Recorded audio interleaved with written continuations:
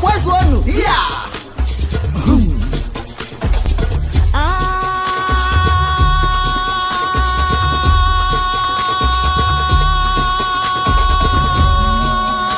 Coco nyamili, nyamili.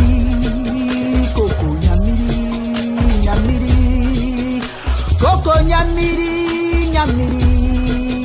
Coco nyamili, nyamili. Ibole, ibole. Igbo bunu ndamamihe. Ibole, ibole. Igbo bunu ndamamihe.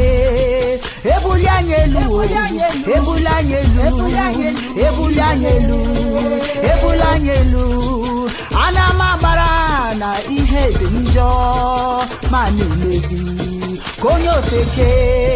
Anamabara nụ n'ihe dị njọ ma na-emezi konye ofeke. Igbo bụ n'ndike, ụmụ Igbo bụ n'ndike. Igbo bụ ndike, Igbo bụ ndike. Koko nyamini, nyamini. Koko nyamini, nyamini. Koko nyamini, nyamini. Koko nyamini, nyamini. Hey, cha cha cha cha cha cha cha cha cha. Igbo kwazon, yeah.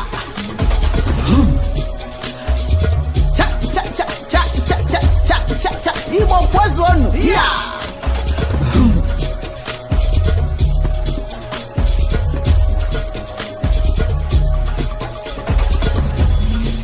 Ihe ji mara ndị ihe bụ ọrụ aka ha.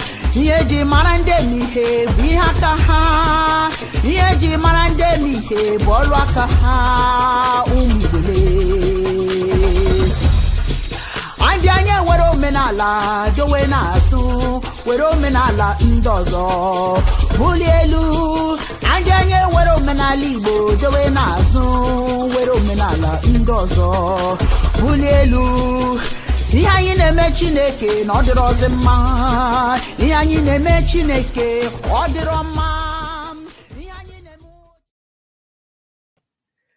Ndewo, ndewo, ndewo. Good morning to all of you wherever you are. May God bless you. Ka ihe niile unu kpatara aka taa niile ka ọ bụrụ sọ mma.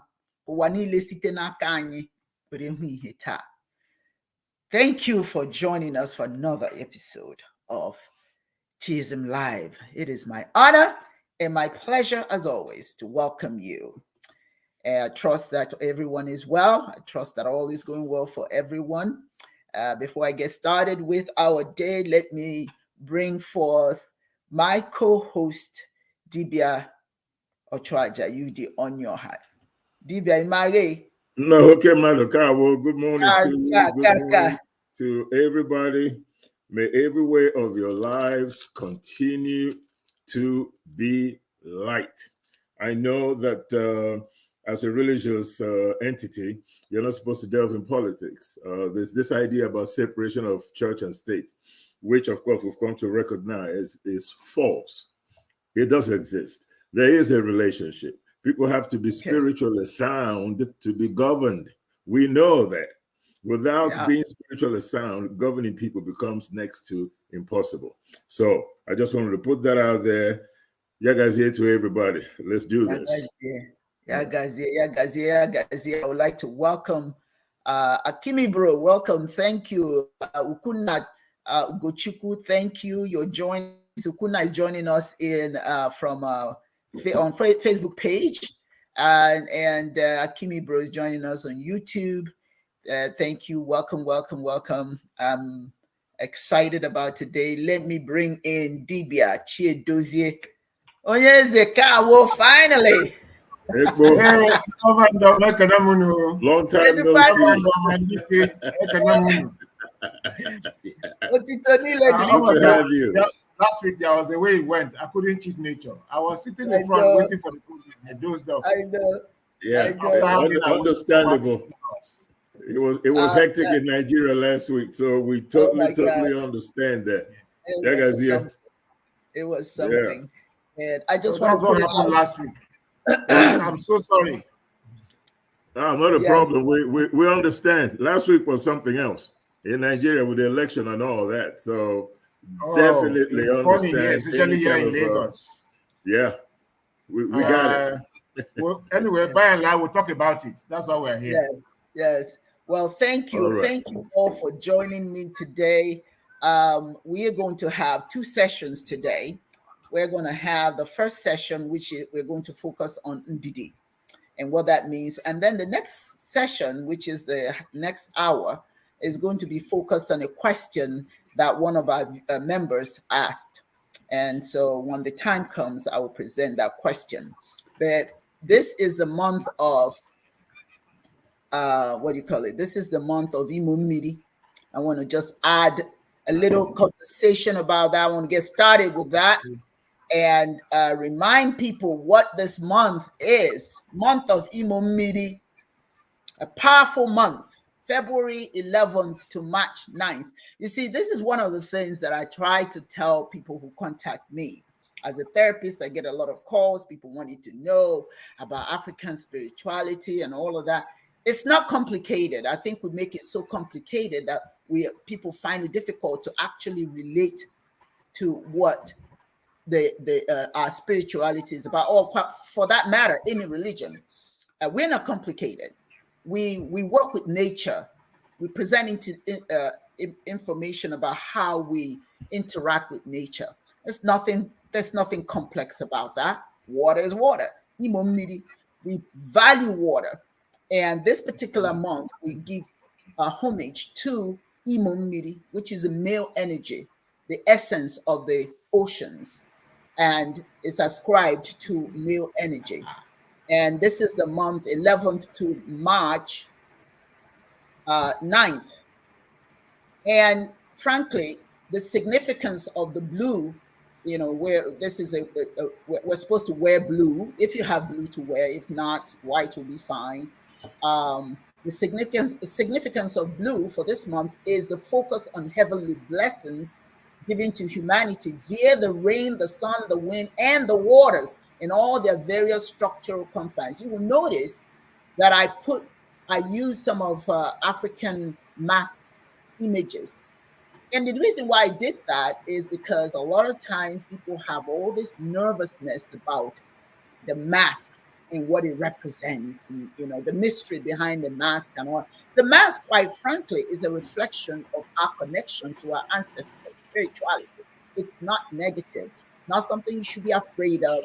It's no more dangerous, if I may use that expression, than any other art. It's art that symbolizes something. And I just want to put the positivity behind the mask in all my slides, because our people need to get used to seeing themselves or things about themselves in what they do.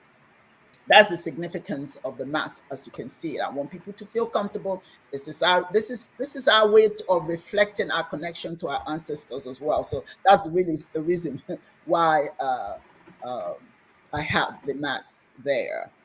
The male energy is very high today, and the symbol is a man fishing. Why is that significant?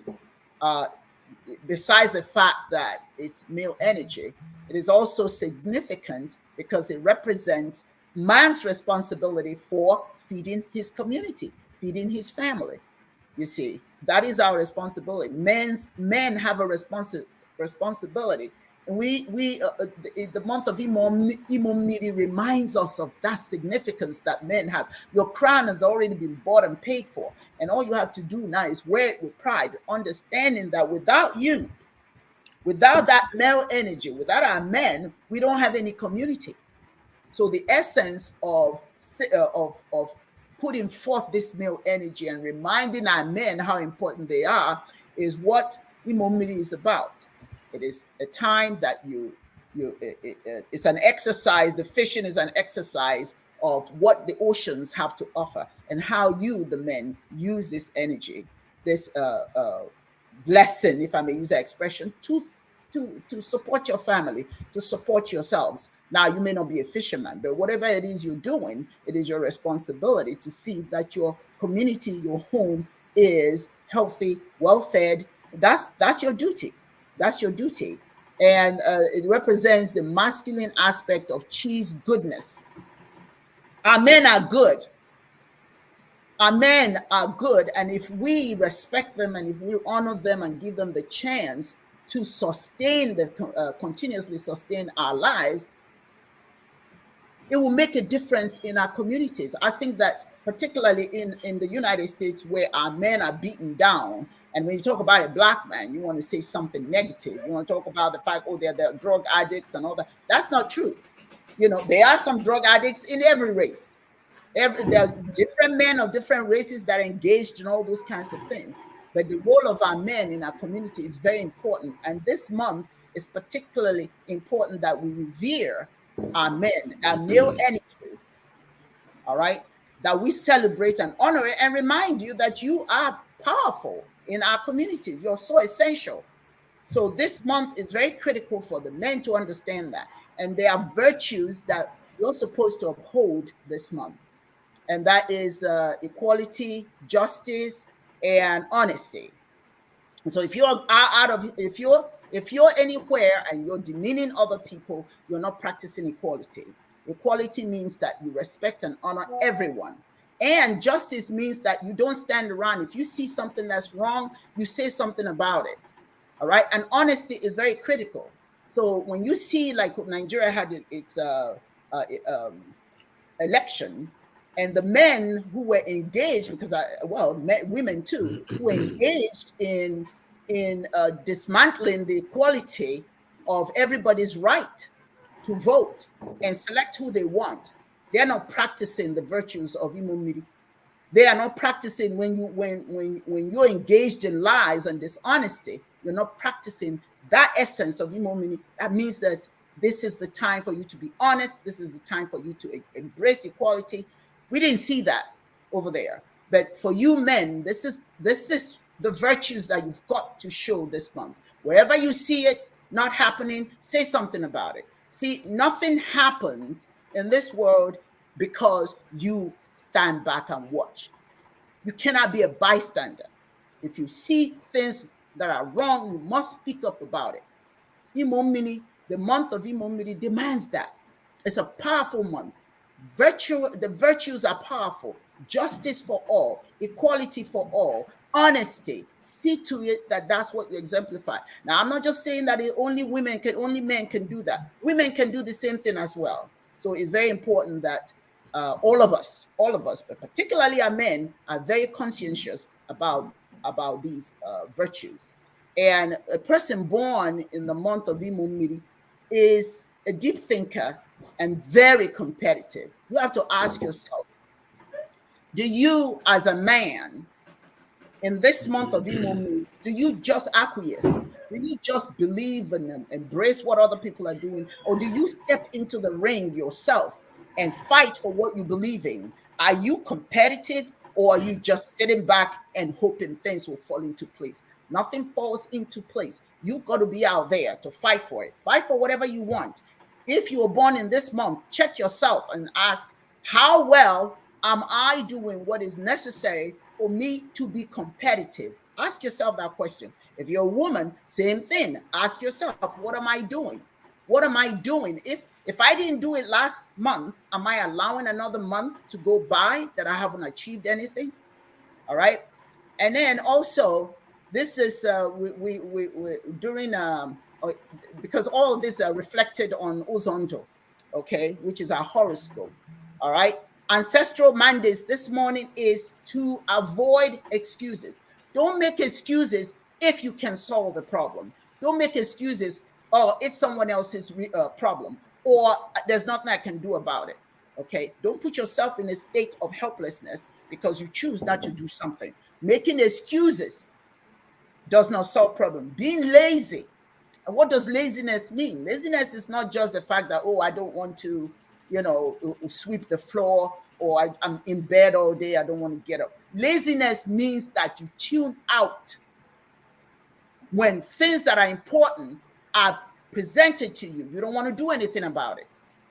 Laziness is not just I don't want to clean. I don't want to do this. And it's just tuning out important information and not be willing to do anything about it or to engage or to participate. That's laziness. And for those of us, me included, I'm trying to be a good person, eat properly. Why is it important that we stop our poor eating habits? If you are a father, for instance, your poor eating habits will end your life soon, and it would impact your children. It will impact your wife. It will impact your children. And if your wife, a woman, the same thing. So this is one of the mandates that our ancestors would appreciate that we pay close attention to. Make no excuses if you can do something. Don't be lazy. Listen up and find out how you can be an instrument for change. Eat properly so that your life may be lengthened. And last but not least, causes that we need to support. I'm doing that. I do that every month anyway, with a children sponsorship program that I'm involved in. But we're supposed to sponsor women. We're supposed to support women. If you're a man, this is the month that you're supposed to support women in every way possible, and also support children. For those of you who know that we have the child sponsorship program, I beseech you at this time to contact me and find out how you can support children. So many children all over the world need your help. And you men, you can help a lot. You can be of service. So that is what this month is, the month of Imumiri. And I open it up for a mini discussion before we go into what our main focus is on today. Anyone? Any comments? You're absolutely right. I mean, I just have to say one thing. I've been watching a lot of reading, doing a lot of research, you know what I mean? Do you know that we are the only African calendar in the world that is primordial? Mm-hmm. You see African calendars everywhere.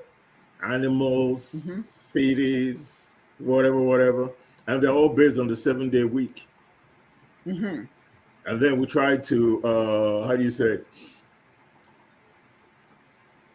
we put our calendar together based on the calendaring system, the Gregorian calendar of the European, and then try to adopt it into an aspect of African culture, as opposed to just going all out there and actually sharing with the world how we used to keep time and date, how the societies, particularly in Igbo land, functioned before the Bible and the Quran were brought to our shores.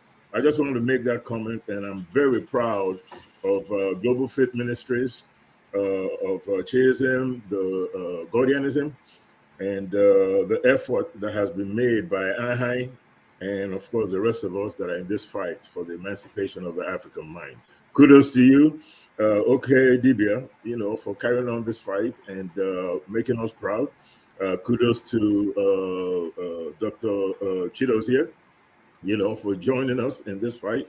And then, of course, kudos to Simona, Dr. Simona, Dibias Simona, for also being part of this struggle to emancipate the African mind. And of course, yours truly, for being being in this fight, for the longest of time. So I'm very proud of this effort.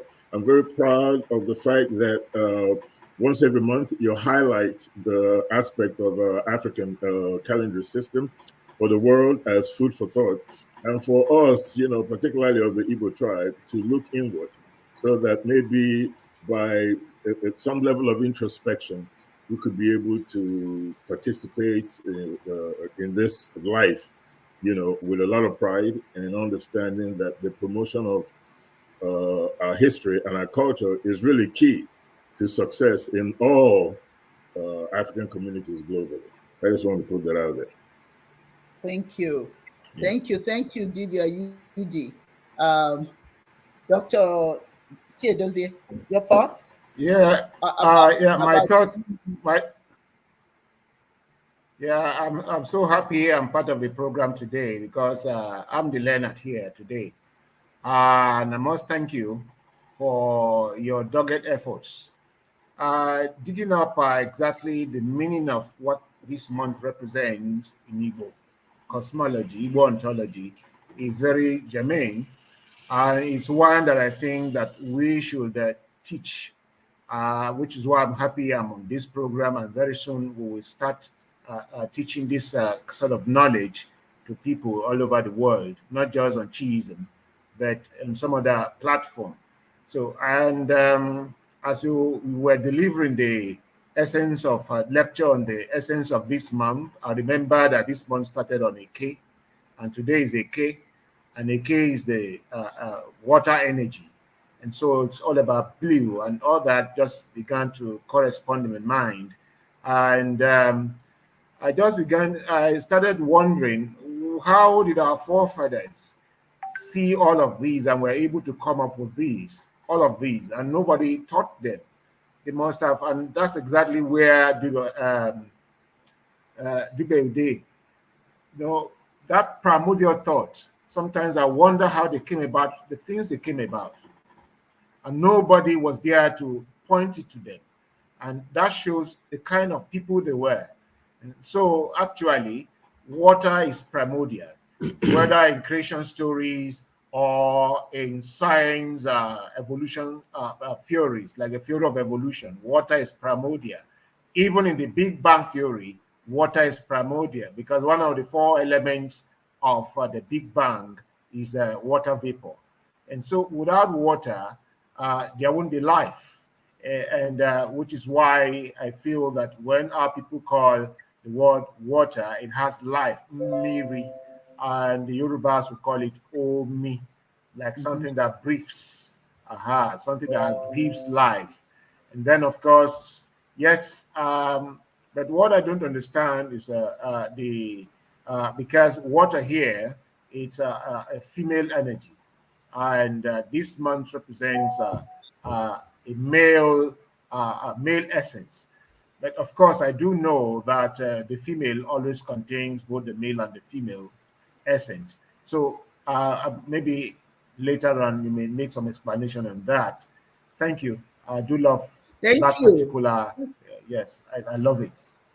Yes, because we have Ekurochi. Ekurochi is December through January. Right. Okay. Imommiri is focused on the oceans and that which inhabits the ocean that we use for sustenance. All right. And of course, the ocean is really where nature concentrates on the oceans. The energies that come from the ocean impacts climate. The energy of male energy is consequently ascribed to Imommiri. But the Kurochie is more the rivers and the streams and more focused on nurturing. Okay. Yeah. That's the difference. All right. So at that time is female energy that's most prevalent, but this month is male energy, which is Imommiri. Yeah. Both of them deal with the waters, the rivers, the lakes, the oceans, and all that. Yeah. The body of water itself is Ekurochi. You understand? The body of water itself is Ekurochi. It's the female essence of cheese goodness and life sustainment. Ekurochi, on the other hand, is the male essence of what's in that water, right? The water contains life-sustaining forces. Plus, the water itself that you drink sustains your life. Then all those things that dwell in that water represents the male essence of it. It's like a child in the stomach. Sure. You understand? We all come from this stomach, either as being birthed or as coming out as an egg. And the only thing that doesn't have that same quality are microscopic animals, and there are 2 or 3 of them. The paramecium and the amoeba contain male and female essences within one organism in reproduction. Beyond that, everything else depends on the male and female essence. And I don't think that our ancestors, of course, took paramecium and the amoeba into consideration until modern science came in to now decipher another aspect of life existence. Just like right now, there's no culture in the world that has taken this into consideration. But there's actually, I can't remember the name of it, but if you do research, you will know what I'm talking about, or you'll find out what I'm talking about. There's an alien creature that lives here on Earth. It doesn't necessarily live here, but it was discovered here when a meteorite crashed into Earth. And on the microscope, they discovered an organism that survived the atmosphere. It could be very hot. The atmosphere is very hot. It's over 2,000 degrees plus. And any object coming in, unless scientifically that particular object is dressed up, it will penetrate the atmosphere, either because of its size or because of science putting protective coat on a particular object. But this organism was found under a microscope in a meteorite that survived that temperature, and they put it in the lab and blasted it with over 2,000 to 5,000 degrees worth of heat, and it still survived. So there's an aspect in terms of creatures or God's Chineke's what do you call it? Creation that is outside the sphere of our knowledge, but in time we evolve mentally, scientifically, we discover more and more. But my point is, Imomiri is the living organisms or creatures within the body of water that is the female part of life, existence, creation. The female energy is Ekuroche, and the male energy is Imomiri. And in terms of traditional, how do I say it, roles that people play in a wide variety of African societies. I mean, there are some exceptions, don't get me wrong, but the male usually is the one catching fish in the river. Am I correct? That's correct. The male is usually the one interacting with the God's Chineke's creation in that river to sustain his family, himself. Mm-hmm. That is why we say the male essence is in Imomini, which contains the creation of the organisms or creatures or the fish that we eat, those animals or fish that dwell in the water. The male role, for the most part, is to go in there and get what's living in those waters, bring it to your family so that they can be nourished. While the female, Ekuroche, is the body of water itself that contains all these goodies. Just like a woman carries a baby and then births it. And then also the reason why, thank you, Yudi, the reason why the ocean is a body of water, all right? It's a big body of water, and there's more that goes on with the ocean than just what's underneath it. That's how it releases a lot of wind, the sun, and all of that. It heats up the atmosphere and all that. But the river itself does meandering and creates new rivers, which is what women do. You see, so when they ascribe the rivers to the female, is because of the female's capacity to reproduce, right?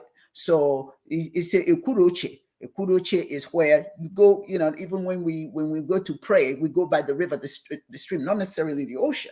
We go to the river because that's where supposedly, remember, this is African spiritual thought. It doesn't, it's all part of our mythology, but that is where you go to ask for reproduction. Women go and pray before Ekuroche when they need to reproduce. Let me tell you a story. My sister, Ihoma Uko, when we were in service, I looked at her and I did ask her to go to the river, because she wanted to have a child. I told her, go to the river, and she said she did. So when she came to church, Yudi, I don't know if you remember that. No, I think you were in California. Yeah. She came to church and to the Basioha, And I looked at her and I told her, I said, congratulations, you're expecting. She said, yeah, she started laughing because they really wanted a child. I said, yes, you are expecting and you're going to have a boy. Yeah, right, she said. I said, well, go and see your doctor. She did. She called me. She was screaming. She said, oh, I am pregnant. I'm expecting. I said, well, I told you to go talk to Ukudoche. Same thing with my daughter. When she wanted to have a child, my daughter will tell you that. Dora will tell you that. When she wanted to have a child, I took her to the river here. Gosh, I can't think of the name of this river at this time. It was close to where we used to live here in Atlanta, Georgia. She and my other daughter. And we went in there and she sat there. She stood there and the water was going crazy. It was choppy and everything. And we were just praying and calling upon Ekudoche to help her, create life. She wants to create life, blah, blah, blah. Well, did she get pregnant? Yes, she did. And I told her, I said, you're pregnant. Now, I'm not saying that it happens like that for everyone. But the point of the matter is that the sincerity that I believed in the powers, the energies of Ekudoche, for whatever reason, my estimation that this will happen happened. Okay, so in our community, that's when a woman is getting ready to get married, that she has to go to the river and pray to Ekuroche. Remember, Yudi, that's when Azizi. Yeah. During Azizi, they have to go to Ekuroche. Yeah. Yes, during Azizi, they have to go to, because that's what the role of the rivers are, to create new life. One river will flow down and start another tributary, and it just keeps going and going and going. So this is why that is ascribed to Ekuroche. And then the ocean itself has a lot of food, and that men are supposed to be able to go. It's ascribed to Imomiri, where you go and fish and bring food to your family, because all of that is contained there, and it is the energy of the men supposedly that bring the food. This is obviously what we believe in. Now, the next part of this program, Akachi had asked some questions, and we'll go into our belief systems and all of that. So we'll go into that. But thank you for your input on my presentation. But I want us to, at this time now, talk about why we're here. Every one of you understand Ndidi. Do you, yes or no? Yes, of the course. Word Ndidi. Yes. Yes. So this was very important to talk about, because in my line of work, I find that a lot of people are very, very impatient. Okay, and impatience does not allow you to pay close attention to the details necessary to make things happen the way you want it. Sometimes we're in such a hurry to make things happen that it doesn't happen. Okay. And there's an African proverb that says that the big game often appears when the hunter has given up the hunt for the day. Instead of being patient, the hunter says, well, nothing happened today, and so he goes home. But in African spirituality, we say, Ndidi, were Ndidi, be patient, were Ndidi. And that's why I said earlier that African spirituality is not that complex. We can throw lots of words around. We can talk a lot of stuff to complicate matters and draw people, to us as if we're the only people who have access to all this knowledge. Ndidi is, in English language, is patience. But and when I speak in terms of when I talk about African spirituality, I'm speaking in terms of natural theology. I'm speaking in terms of the knowledge that was impacted to me by my father and the elders of my community. So in other words, and the elders of our religious, our spiritual organization. the College of Propaganda. So it's really very important to understand that there may be some differences in how we explain things, and that's perfectly okay, because that's what Chiism is about. The OTRA, Organization of Traditional Religions of Africa. That means that some of these different perspectives are perfectly okay and welcome, but none more important than the other. So you share your truth. So I share my truth with you as I understand it. But one of the biggest virtues that my people promote is Ndidi. And they say, we're Ndidi. If you're in a patient and you're frustrated, and they'll tell you, we're Ndidi. Now calm yourself. We're Ndidi. Because it shows the character of the individual and his or her ability to maintain self-control, even in the most difficult challenge, in the middle of the most difficult challenge. As you well know, people name their children Ndidi, Ndidi, in the hopes that the child will exalt such a virtue, because it's a critical virtue. So spiritually, a person who demonstrates patience is said to be in control of their destiny, more than those who seek instant gratification, because Ndidi makes you stop, pause, listen, and learn before you act. That is a virtue, a powerful spiritual virtue. Many of us don't have it. When we talk about Ndidi, for many of us, it's like just a word. It's not. It has very succinct meaning behind it. And that's why, as I said earlier, people want to name their children Ndidi, Ndidi Amaka. Patience is great, is wonderful. Many of us are always in a hurry. If you want to spiritually practice Chiism, you have to be a patient soul. You cannot be in a hurry all the time. And you don't be disappointed when you have hurried through a process, it doesn't work, then you get angry. So Ndidi Amaka, the Bill, I don't know, the Bill Withers reminds us that grandma's hands used to issue out a warning. Come on, baby, don't run so fast. There might be snakes in the grass. If you're not paying attention, you run right smack into danger. With Ndidi, you conjure up that static power, static equilibrium, waiting patiently for your good to happen. Take your time towards your self-actualization. The key, the driving foundation must be Ndidi, patience. For those of you who don't speak the language, learn to say it, Ndidi. Anything else is going to push you away from your destination. You cannot rush the start. Even nature, and that's why African spirituality focuses on nature. You can learn so much from what nature does, and you can apply that to what you do. With Ndidi, see, the sunrise, you can't rush the sunrise. Or you can't, and you can't peak when the full moon, you can't determine when the full moon will peak. This is nature. Nature determines how slow, how fast anything can go. And until the time is right, you're not going to see the sun. The sun rises in the morning. When it's time for it to go down, it goes down. It doesn't matter how you feel about it. You can't rush it to do anything.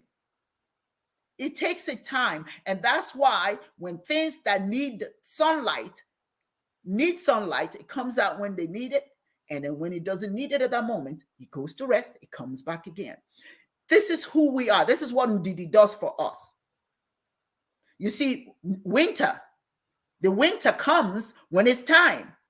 I don't care if you have a heater outside. I don't care what you do. When it's time for winter to come, it comes. And when it's time for it to go away, it goes away, and spring comes into play. Nothing can encourage the grass to come up before it's ready to come up. If you give it too much water, it will die. If you don't give it water, it will die. But when you do the right thing and just be patient, whatever you give it will when the time is right, will cause it to sprout. We are human beings who are too much in a hurry that we don't embrace that virtue, Ndidi. See, as we move through life, we must accept that everything will happen when it's supposed to happen. Ndidi. Within Ndidi. In other words, have patience. Accept that life teaches you to be patient if you will listen. Look into nature to show you. And what I just shared with you guys here, you probably didn't pay attention to it in terms of how you can use it for yourself. What nature does consistently. Within Ndidi. Even if your child is not performing as expected by the teacher, within Ndidi, take the time and walk through with your child. Sometimes, because we expect a child to do something when they're supposed to do it, we forget that maybe, just maybe, they're not ready.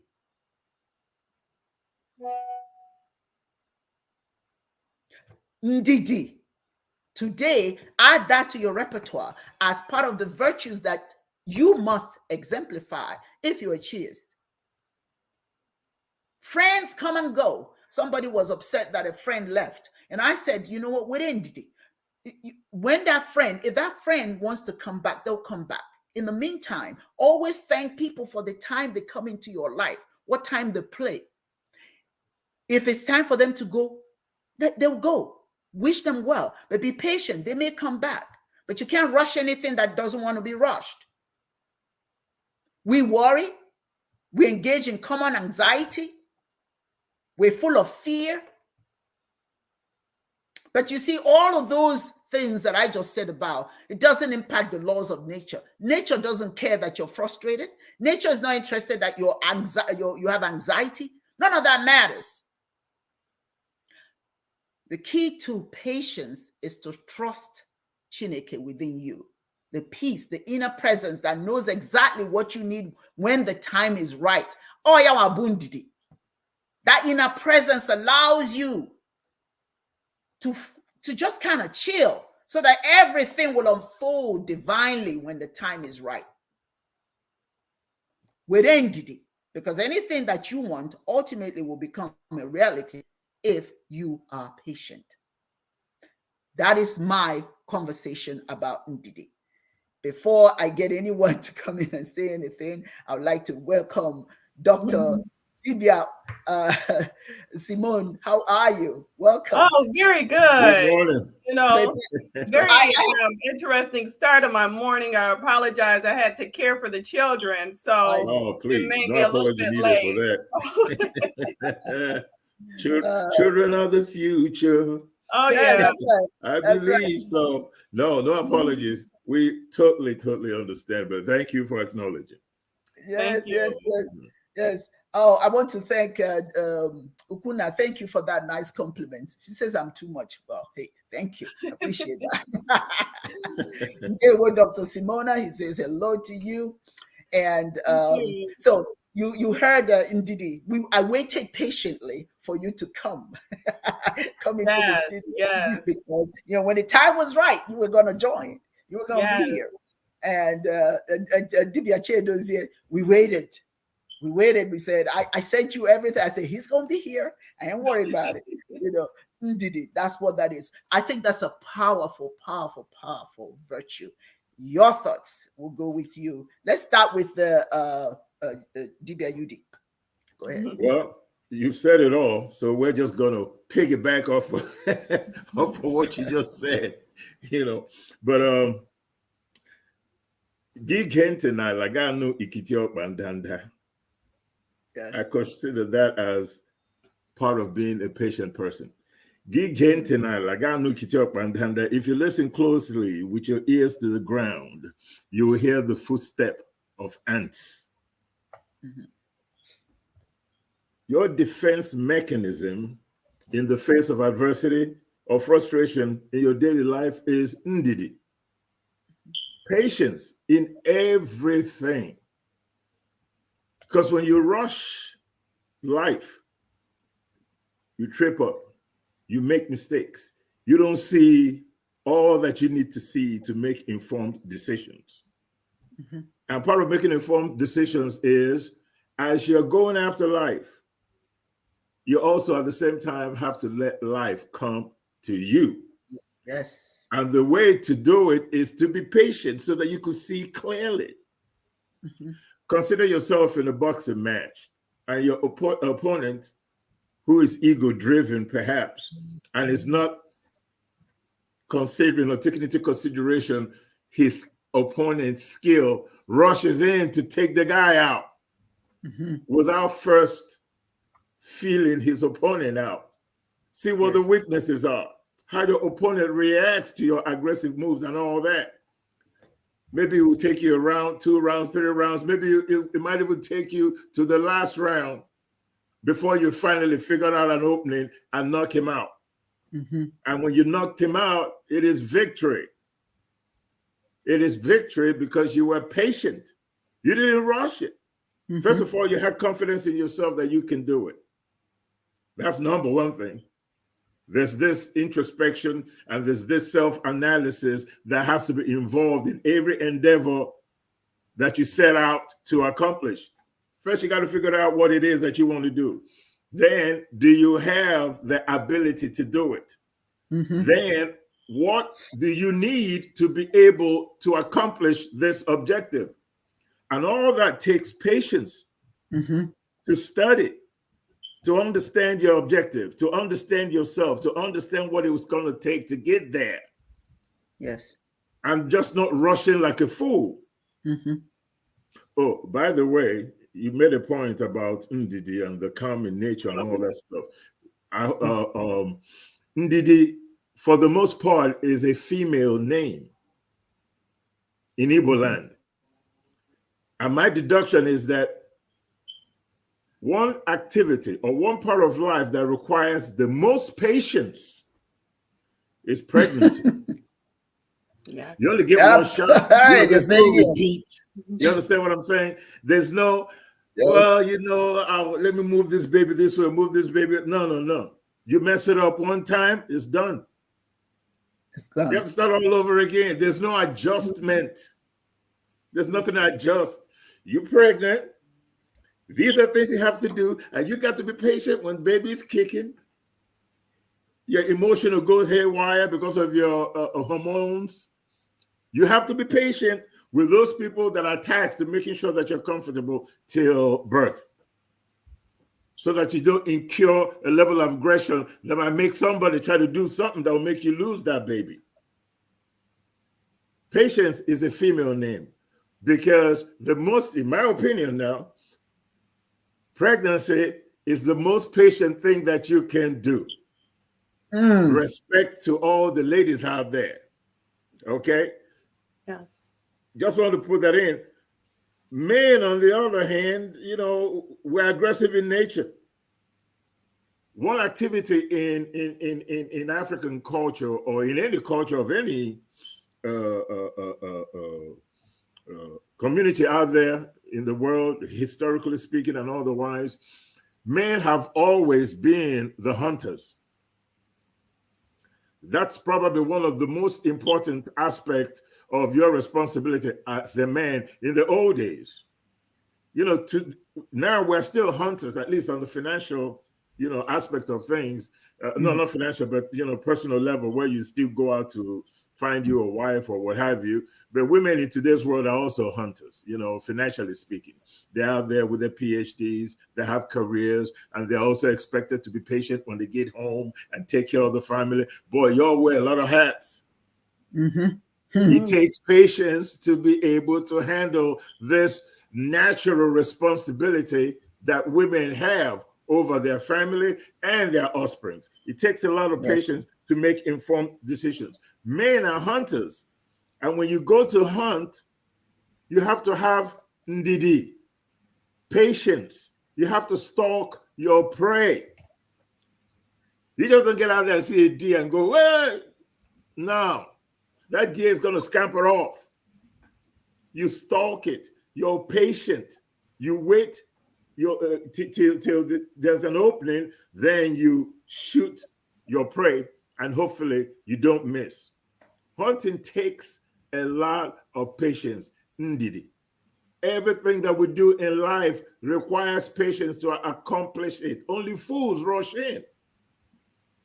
Only fools rush in. Life is about strategic ways of doing things. And to be strategic, you have to be patient. Whether it's in politics, in business, in your relationship, patience allows you to see things clearly. Because if you're not patient, you don't see anything. You're just rushing. You're impatient. Life is going to throw some serious curves your way. But the ability to wait for something without frustration is a useful skill and a good aspect of your personality. Because I don't want to deal with anybody who's not patient.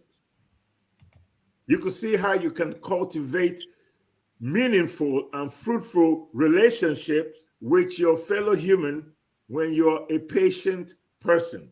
People like that. It is a valuable and useful life skill to be patient. Because if you're patient, you're more strategic, you're more likely to be successful because you are able to see the traps, the pitfalls. You know what moves to make and what moves not to make. It allows you to be a strategic person. Let me say that again. Ndidi. Patience is a useful skill that allows you to be strategic in your life's endeavors. Very important. Practices. Thank you. Ndidi Bundo. Yeah. Yes, thank you. Thank you. Very good points.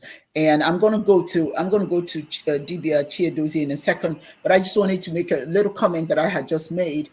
One of the things that helps people with patience, and I'm speaking as a therapist here, one of the things that helps people with patience is to read.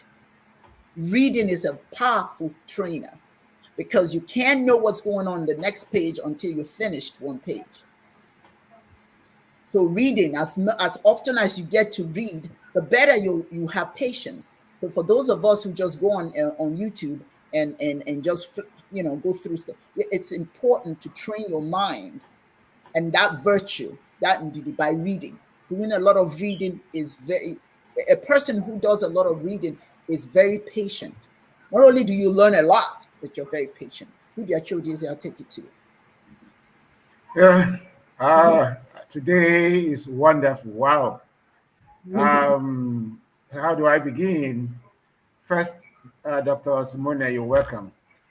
Well, it's a very, very germane virtue. In fact, I would say if it is not the greatest virtue, it should be one of the greatest virtues because it connects several other virtues. In fact, as you kept talking, the two of you kept talking, my mind crisscrossed all that we have done in ethics, about virtue, and things like patience and temperance, prudence, tranquility of mind, calmness, conscience, and self-examinations, examination of self, whereby you look at yourself as yourself and tell yourself the truth, the honest truth, so that when you can look at yourself and say, you see, that way I behaved the other time, I've just behaved like an idiot. So when someone calls you an idiot, you say, oh, well, I've already called myself an idiot. Thank you for reminding me that I should behave more civilly. So people who are patient are people who have the great virtue of self-examination, tranquility of mind, great vision, because when you are tranquil, then all the faculties of the mind work at the highest. They are all optimized. And you not only calculate, but you project, you contemplate. And in that mood, a lot of inventions, creativity come up. And so when you go to the Dibia and it divines, and if the divination comes and it's obinabo, or what the Yorubas call Ijiobe, you are told all good things will come your way. but you are going to be your own greatest enemy. Yes. If you cast your mind back sometime last, was it last year, when I did the first divination, what came out was Obinab or Ijobi. And it means that what we are doing is good, but it's a long marathon. And the only way we can succeed is to be patient. And this patience is not just for those of us today, it's a generational patience. And so, because those who are patient will first of all pray for longevity, because if you are alive, all things good will come your way. But you should also be patient because all things bad will also encounter you. And so you have to develop that attitude of tranquility of mind. And it does not mean that you go and sit idle, pray without working. No, as you pray, you work. And you develop several ways of targeting one issue. So that if you are blocked this way, you follow another route. You are blocked the other route, you follow another route. There are several routes you develop towards one way, one target, several routes, so that you don't give people excuses. Oh, it's because Mr. A blocked my way. So one who is patient does not blame the other, rather blames first. Yes. What is it that I did wrong? Why is it that I couldn't? That maybe I was temperamental, I was emotional, so I couldn't see that tiny hole. If I had done this, I would have seen through that, and I would have navigated and got where I wanted without even hurting an ant. So people who are patient, so patient does not mean go and sit down and get seated in a place, then you start developing like a round ball. No, it means that you are an active humanity, an active subjectivity, a moving humanity. You are always moving. Your head and your legs, as your head is calculating, your legs are moving, your heart and your stomach are fixed. And because there's a problem when your head is static, your leg is static, and your desires, the heart and the stomach are in several dimensions, not fixed on a target. Your heart and your stomach have to be fixed, and then your head has to be very flexible, fluid, dynamic, and your legs have to be on the move, calculated move, guided, teleguided move. Just like the tiger can remain on the spot for several minutes to hours just to catch a target. It just remains there poised on the spot. And when that prey gives itself out by just a second, just one split of second, the tiger pounces on it and it doesn't miss. And so if we watch nature, we learn a lot of virtue. And one of the Hadley Chase series says the vulture is a patient bird. The vulture can stay there on a tree waiting for its prey to fall. It doesn't, it's not in a hurry. Okay? Even there's this story in Igbo that says, n'udele si na nwunye ya dị ime, ya ga-amụta nwoke, ọ bụrụ ọkpara udele. Ọ mụta nwaanyị, ọ bụrụ ọdị udele. Ọ bụkwa na nwa nwụrụ, ọ bụrụ nri dịrị udele. Ọwa nke esi mee na ọ gaghị apa ya uru. The vulture is so patient that it calculates that, look, my wife is pregnant. If she gives birth to a male, it will be my son. If she gives birth to a female, it will be my daughter. If it's stillbirth, it is food. There's no way you go about it that it's going to be a loss for me, the vulture. And so what this means is that a patient person will always look for ways of turning adversities into advantages. It's a great virtue. Yes. If you can turn adversities into advantages. And so patience does not mean we should go to sleep. Rather, it means that we should wear our cup and turn on all our virtues. Yes. And listen to the winds, the waters, the earth, listen, and pick from them the silent soul voices that makes us to make calculated moves, projected moves towards a target. If we do so, we'll be awfully successful in life.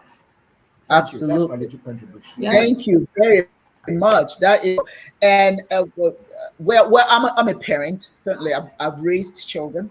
I've grandchildren. All of us are parents. Dr. Monet is a parent of very young children. I had the opportunity the other day to say hello to the second daughter, and she was, just as cute as she want to be. But I feel very strongly that Ndidi, and it's important for you to know this, Dibias, Simona. Ndidi, teach your children to say that word. Were Ndidi. It's important for children to learn patience, because if they have that skill and they adhere to it, when they become adults, they will be perfect citizens. If there's any such thing as perfection, but they will be very good citizens if they are patient, because then they are not going to be turned around by something not going their way when they want it. There are so many. There was a video the other day where this young man, well, maybe about 7 years old, 8 years old, was in Walmart, kicking the mother or the grandmother, fighting her because he couldn't get what he wanted when he wanted it. And the tragedy of, we say it takes a village to raise his child. The village watched. They didn't say anything to this child.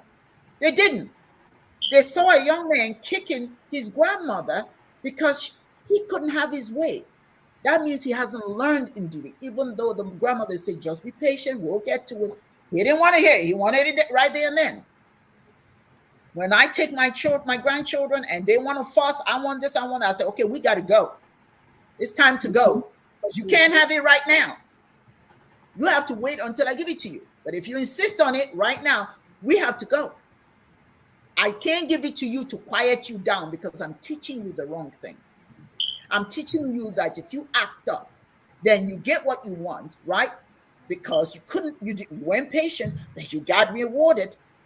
So parents, you as a young mom, what are your thoughts about making Ndidi premier in how we train our children? I think it's very important, and I learned that even from my great grandmother. I grew up around my great grandmother and great aunts. We would visit them every day, and we learned that. And one thing that comes to mind, and I'm reminded of, and first of all, I just want to say thank you to Chineke and the ancestors and all of you guys that are on the panel, Your Excellency, Auntie Uwa, also Uncle Dibia Yudi, and also Dibia, Uncle Dibia Chidozi. I really appreciate the wisdom that you have brought forth, that it means a lot to me. And so, and I appreciate the message. But what came to me in a vision of is me as a child. And during a storm, I know if I was over my great grandmother's house, what would happen is, as children, we would have to sit down quietly and we would have to listen. We had to listen. And as a child, I'm saying, well, what are we listening for? But what has come to me is, or what Spirit says is, what you're listening for is, the message. What message are you hearing? Can you hear the message through the storm? Can you hear what is your next move, for the next, for what is going to happen? Because after the storm, sometimes the sun comes out. Sometimes, when the weather changes, there's a change, and that kind of correlates to life. Mm-hmm. And so can we hear the message during that storm? And to hear that message, we must have patience. Yes. We must be able to sit and listen and hear what is our next move. We must be able to hear so that we're able to be obedient, so that we're able to manifest that of which we've been asking for, or mm-hmm. that of which the way in which Chineke wants us to go. And so sometimes that looks like a storm, or hell may be breaking loose around you. But can you sit patiently and listen? My two people that I really respect in my family, which one is my great grandmother. She never raised her voice, not one time, never. And she listened. It was always, she was a person that listened, you know, and I learned a lot about that. My grandfather also. And so they were very wise people. But we have to, in order for us to grow, in order for us to grow in wisdom, and growing in wisdom is growing in Chineke and the relationship with Chineke, but it also requires listening, being able not only to hear Chineke, but our ancestors in the direction that we should be going in, because us, when we're in this world, we're not seeing the whole scope of what may be going on, what may be around us. So having that patience is so important. So I learned as a child to sit and listen, especially during the storm. Listen during the storm and have patience. And we couldn't, you know, there was at that storm, and I'm just relating that to life. During that storm, we did not say anything. We weren't allowed to talk to each other. We weren't allowed, only listen. Yes. You know, and so that is one, this message really has impacted me, because it reminded me of that. When you say, let's have patience, all of the wisdom of all of you having patience, being able to listen, but not only being able to, not just hearing, but being able to listen. And it's a difference. Being able to really take in the information and be able to apply it to our lives. But I needed this message to remind me, sit down, be patient, because there's certain things that I've been asking Chineke, why hasn't this happened? Because I have the gift of foresight. Spirit will tell me, well, this is going to happen. And I said, well, where is it at? So I get frustrated. You know, I have dialogue, you know, and say, well, where is it at? I know it's coming, but where is it at? But this message is for me, because I have to sit in the midst of the storm. And a lot of times, one thing that I tell a lot of my clients, a lot of times your breakdown is the door to your breakthrough. Soon as you feel as if there's nothing else that you can do, and you know everything is not going your way, a lot of times you see the door, and that door is that breakthrough that you need. That door is your elevation. That door is the maturation that you need, because not having patience is immature. It's a lack of maturity. And so I pray to Chineke all the time and say, you know, forgive me for my immaturity. Forgive me for not being mature enough to understand. Forgive me for not being mature enough to have the patience, because I know that whatever is to come is for my good. So just having patience, I feel this message is a very powerful message. Thank you. Thank you. And the points that you're all adding to it just opens it up even more. One of the things that Ndidi causes you to do, and in practice, you have to find, it's not easy, and that's one of the things that it's important that I say today. It is not easy to have patience, because there are other circumstances, there are other things around you, environmental, you know, what was the word I'm looking for? Environmental experience. Well, yeah, experiences, pressure that sometimes force you to make, you know, decisions that you're not really prepared to make. So part of what you do, and I say this to some of my when I'm in therapy, is to let people know that the best thing you can do is practice it. Find a moment during the day that you practice patience. You know, make a concerted, and I even wrote it out here, make a concerted effort, you know, to take your time and think about everything you're doing. You know, find some time this day. At the end of the day, Find out what you wanted to happen this day. Did it happen? If it didn't happen, why? Why didn't it happen? How do you feel about it? Are you upset that it didn't happen? Or is it something that could happen tomorrow? Does it have to happen today? What choices did you make that caused whatever it is that you wanted not to happen? Assess your day. Assess your activities. That helps. I've got to be honest with you. I don't know if it has anything to do with age or what, but I used to be always in a hurry. Oh, I got to do this. I got to do that. But I've started to slow down a bit and assess all my rushing about. What is it bringing me? So I'm learning to practice Ndidi. And at the end of the day, for those of you who are not doing it, if you're out there, practice Ndidi. That's why they tell you get a piece of paper, get a notebook, whatever.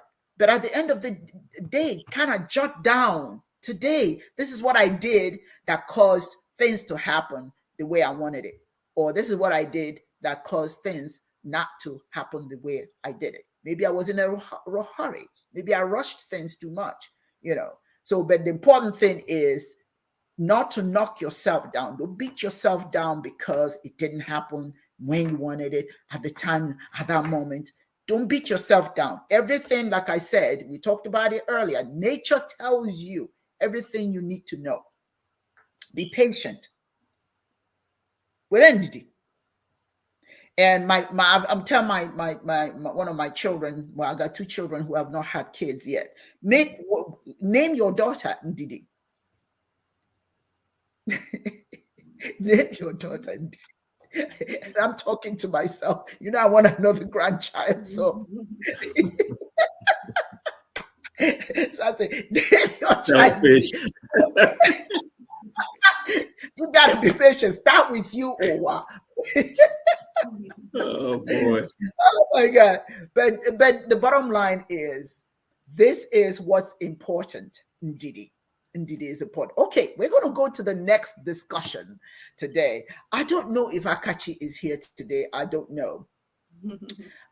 Most of our viewers are in Chism Live on YouTube, but she raised a question, and I'm going to direct this to Dr. Chie Dozier, because I think this is very much in line. And then I'll have Yudi address it, and then Dr. Monet and I will take it from there.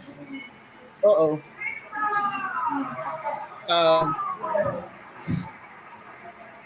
Okay, somebody's let me see.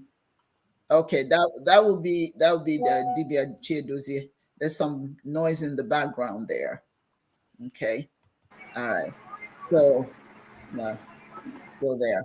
But this is what I want to do is, there is a question that was asked, and Alkachi was very passionate about it.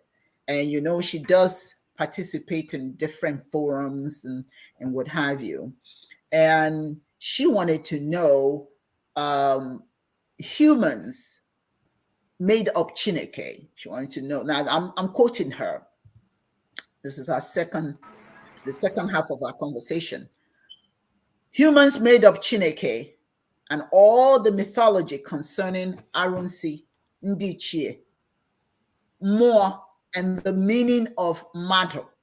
She wants to know, is all of this for psychological focusing? And if so, what is the difference between Chiism and agnosticism or atheism? Does it mean basically only if you believe it, it's real? The mind makes it real. Does the mind make it real because you believe? Did you get it all? Dibias Dozier, do you want me to repeat that? Yeah, please do repeat. Okay, here's her question. Yeah. Her question is, humans made up Chineke and all the mythology concerning Arunsi, Ndichie, more, and the meaning of matter. Wants to know the meaning of matter. Again, humans made up Chineke and all the mythology concerning Arunsi, Ndichie, more, and wants to know the meaning of matter. she wants to know, is it all psychological focusing? If that's the case, what's the difference between theism and agnosticism or atheism? Basically, is it only if you believe it that it's real? In other words, is it the mind that makes it real? Dibia, did you get that? Yeah, I kind of get she actually answered the question with a question. The key word has mythology. Let me go to Dibia Dozie, then you did your next. Okay. Well, you see, yeah, and if you look at the world is bare. We give the word meaning. Your life, that is why we say the upbringing of the child is for the community. But we're not bringing up the child so that the child will resemble anybody else. We are bringing up the child to imbibe values of the community, to train the personality, individuality of the person in tandem with the environment, the society. But the individual has to have his or her own mind focus. Yes. Because we give dimension to the world. The world is bare. So atheism is a dimension. Agnosticism is a dimension. And what gave birth to atheism? What gave birth to atheism is extreme theism, monotheism. Because if you look at the backgrounds of atheism, it is Christendom and Islam, where you are told this is the only way. And if you do not follow this way, there is no other way. So people revolted with all that happened with the inquisitions of the Pope and people being thrown into well full of snakes in Arabia. And some people revolted and said, we cannot be part of that kind of God. Like someone like me woke up and said, I cannot be part of the God that when I read the scriptures, Christian, Islamic, there is no good place for the black man. You can say it's racist, fine. But there's no good place for the black man in the Bible. In fact, if you read the New Testament, the only good thing mentioned about the Ethiopian eunuch was that he did not even understand the passage in the scripture. So he had to be taught. And what that meant is alienation. He was being alienated from his culture. And you see that in Ethiopia today, when you go to Ethiopia and you visit the place that Haile Selassie used to live, he adopted that white Jesus image. So, but not to deviate, so that kind of extreme way to God, one way to God, monotheism, gave birth to atheism. And within the battle, the ding-dong battle between atheism and monotheism led to agnosticism. These people are bantering words and quarreling about what God is and what God is not. So let's see who will win the battle. That's how these things germinated within the soil of Europe and Arabia because of their Semitic Caucasian absolutism of one way to God. But if you come to our own axis, because in the first instance, if you look at Islam, Islam says God has no child at all. So the God is just there, one universal, indivisible force. And whoever has a contrary view is an infidel. Christianity says God has only one child, only one begotten child, whom he sacrificed to the world to ransom the world from original sin.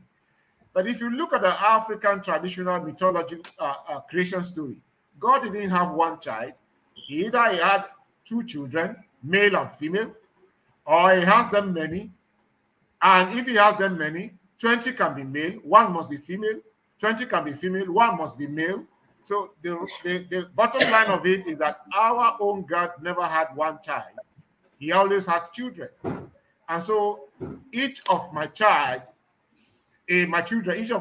here in the house, you can reach me through them. If you are a friend to any of my children, You are my friend automatically because I want to draw you close to know your behavior, your attitude, the kind of person you are, so that I will know how to tell my children whether they should keep that friend or find a way of easing out that friend. So we give the world a meaning, the meaning it has.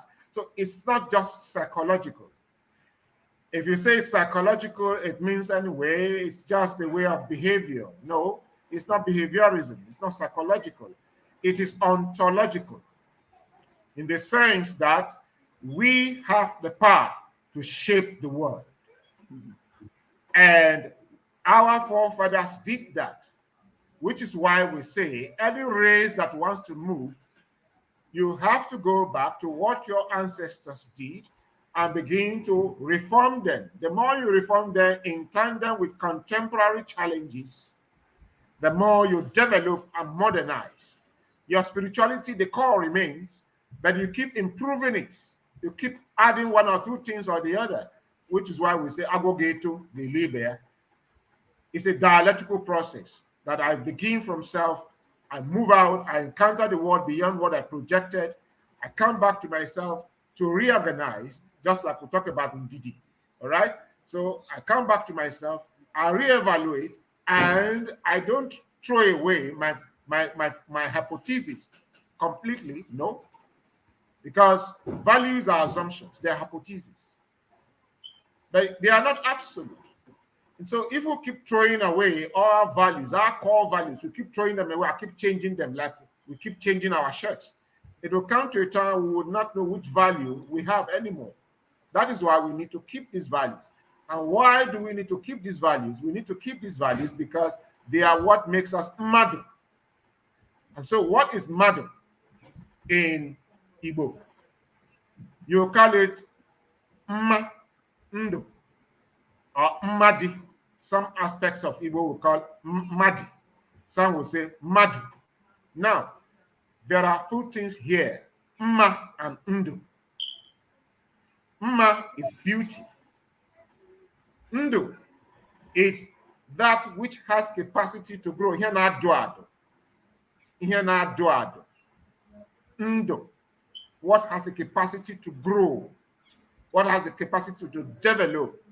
Yes. So that is why if you combine the two, in the first instance, who is the creator of Madu?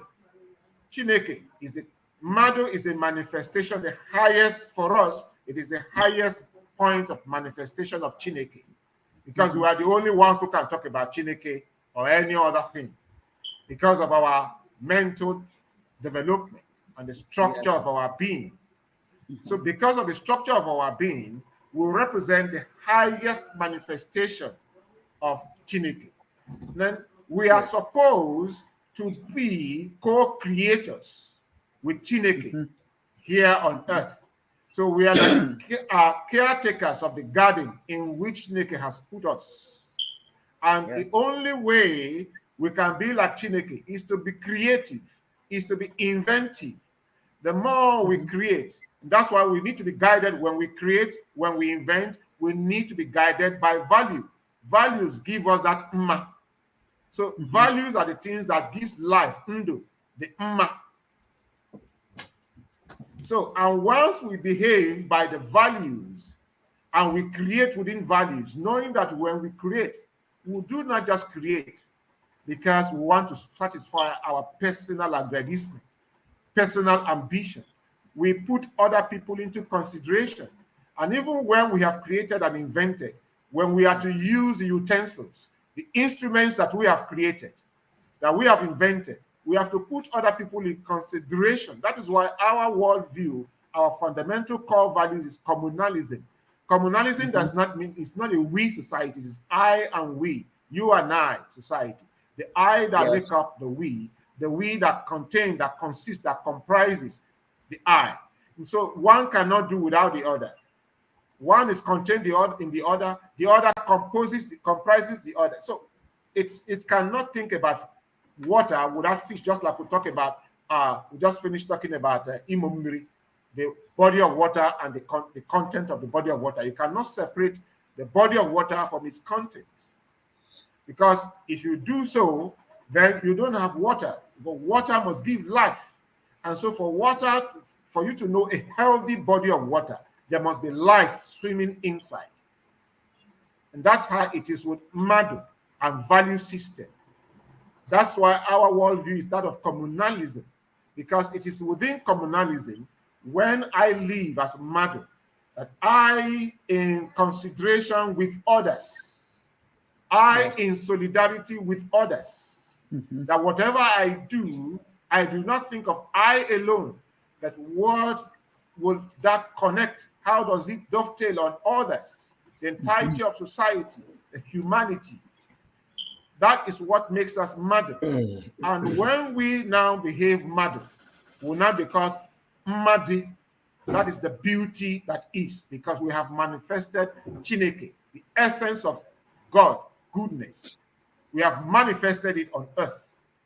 And so it's not just something psychological, it is ontological, because it is what our ancestors came into the world when primordially, perhaps in their own environment, they were the first people there. And they looked at the world and conditioned the world the way it is and said, there are 4 primordial things that we see and appeal to the senses. There are 4. Eke, water, mmiri, afo, earth, and then ori, wind, and nkwo, fire. These are the 4 things we see that appeal to our 5 senses. But each of these are governed by 3 inner beings that we do not see, that they control how we behave. Eke, chi, na agwo. And that everything on earth is ruled and governed by these 3 primordia, their ontology. So that when we go to Alpha, we want to divine on Eke, on Ori Day, on Nkwo Day, on Afo Day. We want to know what is the Eke of the problem, what is the Eke of the issue, or the Agwo of the issue, what is the Chi of the issue, what is the Agwo tying them together.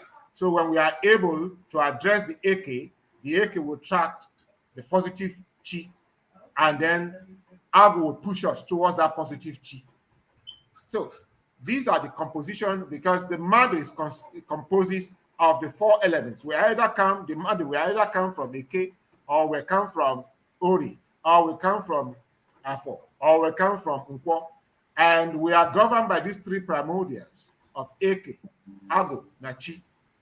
And then we are to manage all of these, and what helps us to manage it, like we said, Ndidi, which is why the Igbo upbringing, the first, not just Igbo, it's African, the first 7 years, because I have 7 years cycle until one we roll out.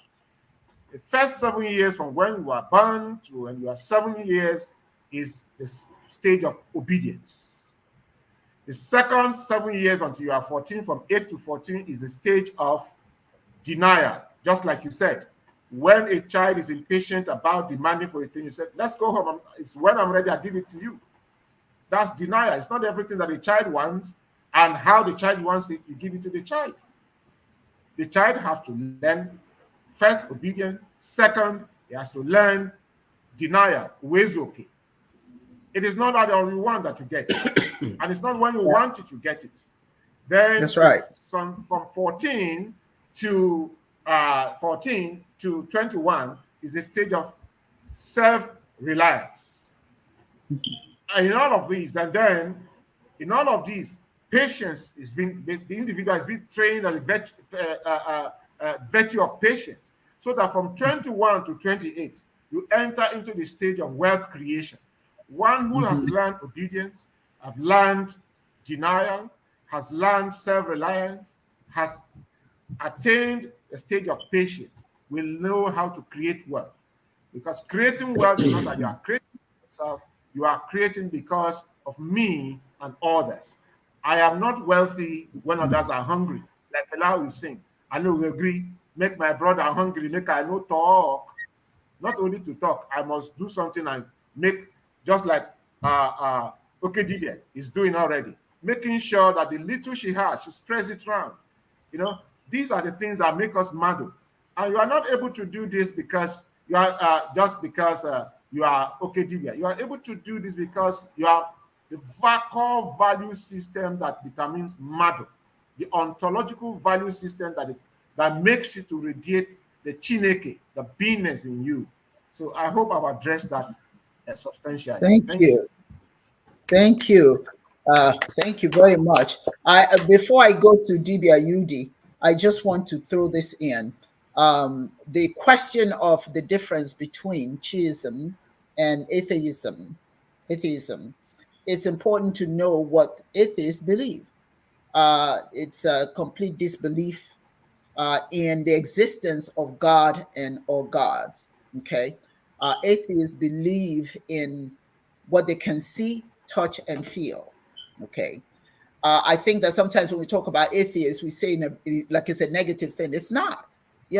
That's just the way some people believe. If I don't see it, I don't believe it. If I don't hear, I don't believe it. That's what I'm saying. And they also believe that children are atheists while they're in the womb, or before they become they're trained by their parents to become members of whatever religion. But for chiism, I think people misunderstand the purpose of religion. The fact that you don't believe in religion or spirituality does not mean it doesn't have benefits. Anything that will cause a human being to treat another human being with respect, with love and kindness, that's good. That's a good thing. Whatever umbrella they fall under to do what they do.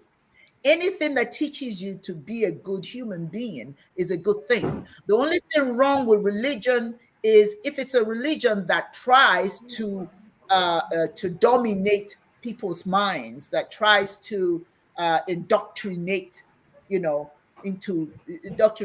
to believe in things that just are really wackadoos, things out there. I don't fault anybody. Chiism does not fault, and that's what's important.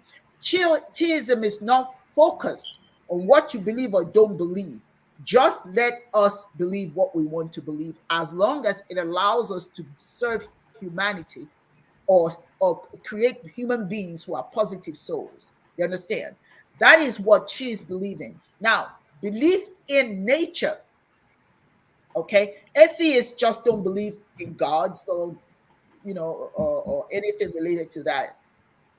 They believe that I'm not an atheist, so I can't tell you all the historical information and background about atheists. But for our part, the difference is that we see that there is got to be a spirit, an energy that created these things that we did not create. And we have to give honor to that spirit energy. Now, if you don't believe, it's okay. But it serves you. But those who believe and use what they believe to make them decent human beings and help them to understand their world, it's important to understand. That's what spirituality is, to understand your world. You have to understand your world. Even if you don't believe, you have to have some way of explaining what you didn't create. Somehow, you got to explain why certain things happen the way they happen. If you choose that not believing that some great forces made it happen, as long as you're a good human being, that's you. That's you. It's okay. So I'm not here to say, to compare chiism and atheism. I'm not an atheist, so it doesn't matter to me. I'm a chiist. It matters to me to give honors to nature, to the forces of nature that impact my life, the energy that I believe brought me here. That's what's important to me, and how I can use this knowledge that I get out of nature, out of my ancestors, my traditions, how to use that to better to better myself and my community. So when somebody says, what's the difference? Does it matter? It doesn't matter to me because that's not my focus. My focus is to use whatever I believe in to be a good human being. Now, it is a waste of my time to sit there to kind of compare myself with atheists, because an atheist will never agree with me and I'll never agree with them. So let's just be friends. Let's just not focus on our differences. But one thing that holds us together, though, is breath. That's one thing we have together is breath. We all inhale and exhale. All right. How that came to be, you choose how you want to understand that. All right. Scientifically, that's okay too, but the important thing is to understand what spirituality does for people. It is a way for you to understand your world, to explain things you can't explain, and use what your understanding is to do good for humanity. Yudi. First of all, this is a question that requires deep thinking in coming. And I do believe that so far we've exhibited that, not just on this show, but the way we've lived our lives and some of the realizations that we've come to as we think about life milling around us. I also think it's an unfair question by asking what's the difference between theism or theist, agnosticism, or atheism. I think you should have asked, or the question should have been, what's the difference between somebody who believes in Chineke and then agnostics and atheists, right? Because when you say the difference between theism and then atheism and all that, then it seems like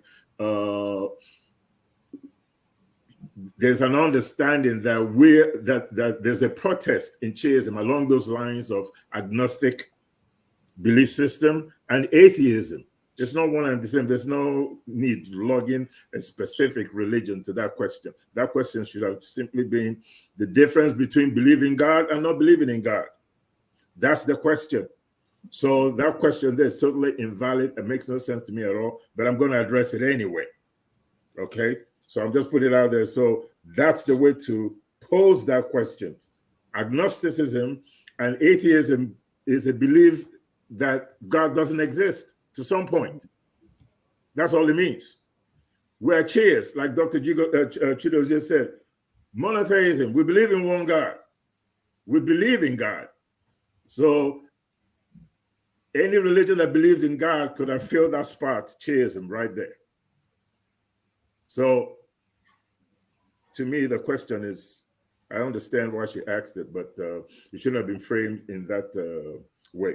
Now, religion is mythology. Mm-hmm. Every culture has it. Mm-hmm. It's not an exact science. Nobody came out and said, this is what God looks like. I talked to God yesterday. Yeah, in your mind, you may have spoken with Chineke. But you haven't seen Chineke in its religious manifestation. You haven't seen Chineke with 8 hands in Hindu. You haven't seen Chineke with 2 heads in some culture. You haven't seen Chineke as a giant that is 100 feet tall with a sword going to war. You've never seen Thor, Odin, Zeus, Allah, Olodumare, Ubangiji, Nkulunkulu, Uvuzulele, Tamuna, Jiami, Yahweh. You've never seen that. But all religions that believe in a creator have one thing in common. We believe that we were created in the image of Chineke, in the image of God. Any religion that believes in a creator believes that we were created in Chineke's image. It's not just an African thing. It's not a Mayan thing. It's not an Aztec thing. Every religion is mythology. And the idea behind religion, in its etymology, in its true definition, religion simply means a duty that you feel compelled to perform in reverence to something greater than yourself, in reverence to a creator. And that creator is the Almighty Chineke. That's the etymology of religion. Now, in terms of atheists, in modern day times anyway, and agnostics and all that, religion to them is not about this realization. It's about the institutions and rebellion against these institutions that don't seem to practice what they preach. There are a lot of Christians that became agnostics and became atheists. Not because of the idea there's no belief in God, or there's no belief in good, or there's no belief in putting things in the equal amount of, like cooking a soup, and you put the ingredients in the equal amount to be able to create this beautiful soup, to be able to create life, to be able to live in peace with your fellow human being, regardless of your creed or culture, and not be in fear that your neighbor will attack you, that your neighbor will take something that is in you. There's a spiritual defense mechanism that is both religious and natural in every human being to protect one's self, to control behavior. Mythology is what created the existence of Chineke, because scientifically we cannot put our hands on what Chineke is. We ascribe things to spiritual forces. We ascribe things to Chineke. It's common amongst all religions. As a matter of fact, the first known atheist is a guy called Diagoras. He's a Greek philosopher. And his rebellion was about sacrifices in paganism, in pagan religion. Modern day atheists and all that stuff started in the 17th century by a guy called Matthias. I can't remember his last name. Matthias, what's that guy's name? Knudsen or something like that. In 1674, something, I'm not too precise on the date, but he was the first, or the father of modern day atheism. So a lot of people that are atheists today are rebelling against the institutions that are not practicing what they preach. That's really the core of atheism. It's a rebellion against religion because they're not practicing what they preach. It's not like a rebellion against a belief that somehow magically we came about. There's also an association with atheism and science, agnostic behavior and science, where they believe that all these phenomena can be explained. A lot of scientists, the majority of them are atheists. Because of their discoveries, they feel that they have the answer to a lot of wonders of life, creation, the Big Bang Theory, whatever you want to call it. They can explain it scientifically. But I'm of the school of thought that you cannot divorce science from religion, or from the idea that something greater than yourself created every life-sustaining forces that you see around you. You may have a scientific explanation for it, but the question that Anai had asked when he was in New York at the United Nations, and he also posed this question at the Conference of Religion and Peace at the Catholic University in Louvain, I think it was in Belgium. And the question was, who was responsible for the Big Bang Theory? You've given me a scientific explanation, but what was responsible for it, you can't tell me. And he postulated, his idea was, this Chineke that you say don't exist, perhaps was responsible for this Big Bang Theory that ultimately created the universe. And he posed the question, can you prove me wrong? And they couldn't. He asked them, can you prove me wrong? Yes, I understand the scientific explanation and all that, but I'm here to submit to you that Chineke is responsible, not really based on fact, but from a belief a system perspective, believing that Chineke created everything in the universe. So if you're giving me the scientific explanation of the Big Bang Theory, then I'm here to tell you that Chineke created the big, or made the Big Bang happen. Can you prove me wrong? And until you prove me wrong, I'm going to stick to that story. So you cannot tell me that religiously that I'm wrong, because you can give me all the scientific explanation of you want to, but I'm asking you, what's responsible for that science? My belief system tells me that your discovery, Chineke is responsible for it. The intelligence in your head is Chineke's creation. Your geographical location, where you find yourself, how you interact with your environment is directly related to your approach in God worship, in your supplication to Chineke. The Eskimo sees the world totally different from the African in Congo. But guess what they have in common? They believe in the air, the forces, the four forces that Dr. Chidozie talked about. They all breathe air. They all need water. They need animals to eat. They need all those life-sustaining forces. It's one and the same in terms of what those life-sustaining forces are. But it's different in terms of its makeup and your environment. The guy in the Amazon jungle totally sees Chineke different from the Eskimo. But they both believe that something is responsible for the creation of their environment. Wonderful. Wonderful. Yeah, those of us that believe in Chineke believe that we're created in God's image because we've never seen Chineke. And we ascribe everything to the Almighty Chineke. And since we are the ones with the reasoning capacity, and we're the ones that are always tasked with controlling our environment so that we can survive, because we don't have the natural instincts like lions to go in there, or we're not equipped naturally to hunt. We don't have canine teeth. We don't have claws. We don't have horns. Although most animals with horns are herbivores. But we don't have these natural hunting capability.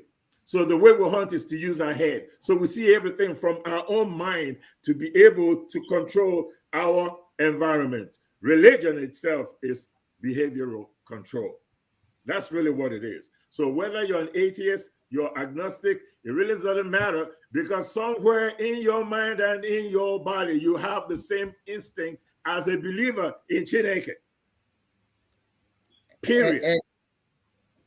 Okay. It's how you define it that is the difference. But atheists, agnostics, people that believe in religion, believe the same thing. How they practice and see life is different. It is the same, because the atheist still believes in thou shalt not lie. Yeah, I'm going to, so on and so forth. That's my take on it. Thank you. Thank you. Excellent. Wonderful. Wonderful. I'm so sorry. We're just kind of running short of time because I wanted Dr. Monet to make her contribution. I want to make an announcement about something that's coming up that we're going to be engaged in June. So Dr. Monet, you've got a few minutes, and we have less than 10 minutes to go now. So take about 3. Okay, so Chineke, we have to understand that Chineke is in everything, and everything that, and can you see, when you get to a higher level of spirituality, it's not about religion, just like the Dibias was saying, it's not about religion, but it is, where do you see, can you see Chineke, and how do you connect with Chineke? What I've been like working with different people, what I can identify is how they connect to Chineke. And so if a person is not connecting, like say the religion does not line up with the way that they connect to Chineke, or you may say God, then what will happen is they may take on to be an atheist or something like that, because they don't connect in that way. So you know, a lot of the religions kind of correlate with the different ways that we can connect with Chineke, but they have, like they said, the different mythologies. But when you get fully connected with spirituality, that no longer matters. You have the full connection, the real connection to Chineke. And so it's not really a psychological thing, because Chineke living inside of you and outside of you is your being. That is something that just happens, it's naturally. And then identifying how you best connect so that you're able to grow more in Chineke is the important thing. And like I said, a lot of people, from my experience, they may be Muslim, but they connect in nature with Chineke, and that will come up. Okay, you connect in nature. When you go to nature, you feel Chineke, you feel God in nature, but they don't connect to the religion that they may be associated with, which is outside, connecting to Chineke outside of them. So they say, well, you know, I don't connect. I don't feel anything. I don't have any experience with Chineke. So let me become atheist, because that's all they know at that moment. But being atheist is also a spiritual walk. And I think it's a spiritual walk to lead them to be able to identify and connect with Chineke eventually. Not if it's not in this lifetime, another lifetime, but it's somewhat of them going through, So I look at that as just a lack of spiritual maturity, that they have not fully connected with Chineke or know how to fully connect and have those spiritual experiences. Wonderful, wonderful. Let me thank you so very much for your contribution. That was wonderful, Yudi. Of course, what can I say about you? Dibias Dozier, this has been a wonderful, wonderful, wonderful program today. But next, in June, if you can take this down, and I am going to circulate it, I'm going to send you out the flyer. Nzuko Ndife. Nzuko Ndife. That will be our gathering, our spiritual gathering. Nzuko Ndife. Chiedozie, you're going to be able to participate because it's going to be on a screen, and we'll bring you in through Zoom to speak on that day. But that is going to be June the 17th. Yudi, we don't make a note of that. All of you, I'm hoping that all of us who participate here on this forum, would come out to Atlanta, Georgia, where we're going to have this gathering. It's going to be a beautiful location by the river.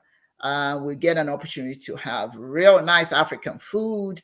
We're going to have some drummers will be there. It's going to be a nice event. It's going to be very African, musical. We're putting all that together. I just wanted to let you know to hold June the 17th. Is going to be June 17th, June 17th, 18th, and we leave 19th. So all of you who are interested, once I put it out there, you can find the flyer on Chiism.org. It's going to be posted there. And it's also going to be posted in Chiism, Global Faith Ministries of Chiism, and Chiism Live on Facebook page. We're going to have it everywhere. So please start making your plans right now. June 17th, UD and I will be there. For those of you who don't know us, you get an opportunity to meet us, and we get an opportunity to meet you, and meet Dr. Monet. Hopefully, Dr. Monet can make it. It's going to be a couple of days, and it's a beautiful, it's a breathtaking place. But it will tell you it's not cost much, but it's going to be worth the experience. The food is going to be something. And I've already arranged with the drummers who will come. They'll be there on Sunday, the actual date of the event. They're going to be there, and it's going to be nice. Just going to be a nice day. The first day, Saturday, is going to be a dinner. We're going to have an African dinner, and we'll all be dressed in our white. So if you have white outfit, please bring it now. Put it away now. I mean, we have a little bit time to work with, and we're going to have, of course, I'll speak. Dr. Dibias UD is going to speak. Dr. Dozier is going to speak, but he will speak from Nigeria. And then we have a couple of Nigerian priests that will be through Zoom are going to speak. Dr. Monet is going to speak. And I'll talk to you, Dr. Monet, about some things that you can put together. And the next day, which is Sunday, the day of the actual event, I would like everybody to have gold. Put gold, anything that's gold or yellow. Okay, that's our golden past we are celebrating. So that is Chiism's program retreat. And these retreats are going to be happening twice a year. And I'm working right now very closely to secure a place where we can have services every month. And then, depending on how well we do, we start, extending it to maybe weekly. But right now, we're going to have this big retreat. That's the first thing we're going to do, is have this retreat. So everybody, if you want to meet us and get the real gist about Chiism, you will join us that day. Dibias Dozier, you're going to join us from Nigeria. Please make a note of that date. I don't want anybody to say, oh, I can't make it. We've got enough time. It's a Saturday. We arrive on Saturday. We do our service on Sunday. And we're going to go on Sunday. We're going to go to the river first, because there's a river there. We're going to go there and call upon Ikudoche. And then from there, we go and have our service inside of this beautiful, beautiful place. Okay. So on that note, I think that our program has ended today. I'd like to thank all of you who joined us. Oh, it's not ended. We have just a little bit more time. I just want to thank you for joining us today. Let me just acknowledge those that were here today. Zainab Z. Ahmed. Zainab is I'm going to let Zainab be able to join us from through video. And also Ukuna Ugochukwu, thank you so much, and congratulations to Ukuna Ugochukwu. He's working on his certification as an engineer. And hey, we're so proud of you. We're so proud of you. So proud of all these. And certainly much thanks to Dibias, Dr. Monet and her husband, Ashiki. We partnered in this awesome event. There's so many people who are just so excited to be doing this. So, this is part of what happens when you have patience. You're able to eventually put together something that would just help people so tremendously. So, and then the other person that we want to thank our darling son, Akimi Bro, who's out here just pushing information out so people can of course join us. I hope I'm going to give this information to Akimi Bro, so I know he can push it. But it's going to be an important thing. Ukuna, you'll be able to join us from Nigeria because it's going to be on video, Zoom. So you should be able to join us. So nobody is going to be left out. Those who are in America, I'm encouraging you. Determine how you're going to get there. Either you're going to drive or you're going to fly. You got several months to do that. You do not want to miss this gathering. It's going to be highly spiritual. Yudi, I'm going to be in touch with you. We're going to talk some more. Let me see who else to thank for being here today. Let's see. I did thank Zainab. I did thank Ugochukwu. I thanked Akimi Bro. Of course, other people that I can't call out their names right now, but I want to thank all the Dibias for your wonderful contribution. And of course, within Ndidi. Oh, just other thing, please go to our YouTube channel and subscribe. I have found somebody who's going to help us with promoting the site. I think it's very, very important that we know that a lot of people do promote it. We haven't done that. So we're excited about bringing this guy from Bangladesh, believe it or not. That's what he does. So he's going to be playing a role in promoting our program because it's time. And we're going to be, you look out for some of the bits and pieces of our programming that we are going to be chopping up. And so you'll be able to share. If you see some of these short versions of our program, share it. That is how we draw attention to our program. So I would like to end our program today, since we have 2 more minutes, with Biakuteya Biazurike, our song. That's my favorite song. I don't know about you guys, but that is my favorite song. So I'm going to end it this day with that song. And I hope nothing but goodness for all of you. Thank you for joining us. Enjoy the music and have a wonderful day. Nsọ gị Chukwu ka anyị na-abata, bịakwute ya bịa zuru ike. Anya bịa wisọpụrụ gị ugbu a, bịakwute ya bịa zuru ike. Bịa o bịakwute ya, bịakwute ya, bịakwute ya bịa zuru ike. Bịa o bịakwute ya, bịa o bịakwute ya, bịakwute ya bịa zuru ike. Chukwu nna n'ụlọ gị ka na-akpọ gị, bịakwute ya bịa zuru ike. Otito na-adịrị gị mgbe niile, bịakwute ya bịa zuru ike. Bịa o bịakwute ya, bịakwute ya, bịakwute ya bịa zuru ike. Bịa o bịakwute ya, bịa o bịakwute ya, bịakwute ya bịa zuru ike.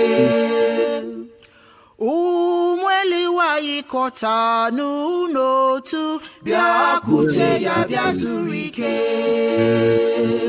Ka anyị jikọọ ofe ya ofufe Gọdian, bịakwute ya bịa zuru ike. Bịa o bịakwute ya, bịakwute ya, bịakwute ya bịa zuru ike.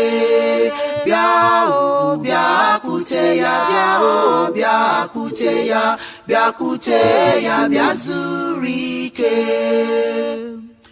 Gọdianism bụ ịhụnanya n'udo, bịakwute ya bịa zuru ike. Butere anyị ụzọ kpetara anyị azụ, bịakwute ya bịa zuru ike. Bịa o bịakwute ya, bịakwute ya, bịakwute ya bịa zuru ike. Bịa o bịakwute ya, bịa o bịakwute ya, bịakwute ya bịa